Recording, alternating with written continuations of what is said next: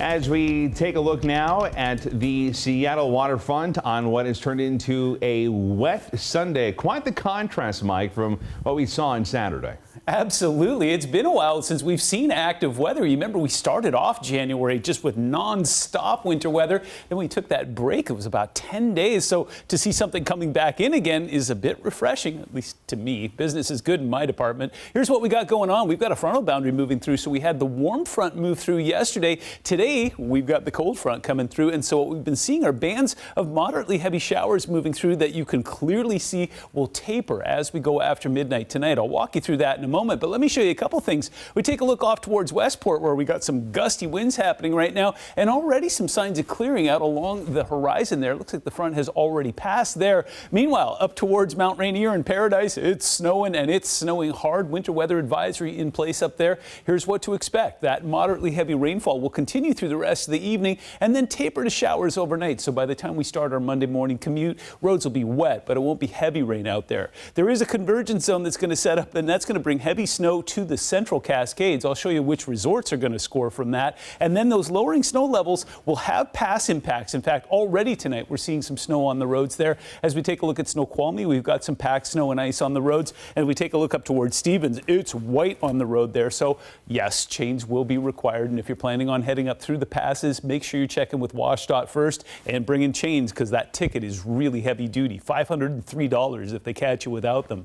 In the meantime, snow levels started high today, but as you can see clearly, they have dropped, and they'll stay low for the next couple days. 1,000 feet has some folks nervous, but what we'll see here is possibly a rain-snow mix. There's not a lot of moisture to work with. Well, it's going to be cold down low, so it could be interesting. We'll take a look at that in a moment. Let's take a look at this. We've still got some rain that's moving through that seems to be tapering right along the I-90 corridor there. So there's Snoqualmie, there's Hobart. So again, there was some moderately heavy rain. There is some water running down the roads there and some pooling taking place, but nothing that I expect to be too heavy duty. Those showers that we were tracking moving into Everett are there right now. They'll continue to move very quickly, so moderately heavy rain will taper to showers within the next half hour. Temperatures solidly in the mid-40s out there. That's what rain will do for you. It's keeping us from being in the 30s for the time being, but that'll change tonight. 43 in Arlington right now, 23 in Winthrop, 26 Wenatchee. Meanwhile, we got 42 up towards Friday Harbor. Let's take a look at the future. So this is going to be fascinating. We got that frontal boundary passing through. Once the showers taper, then it all piles up in the mountains. So as we go towards tonight at 10:30, again, showers have basically just kind of wound down in the lower elevations. Now it's all piling up at the foothills of the mountains, and it's going to snow overnight tonight.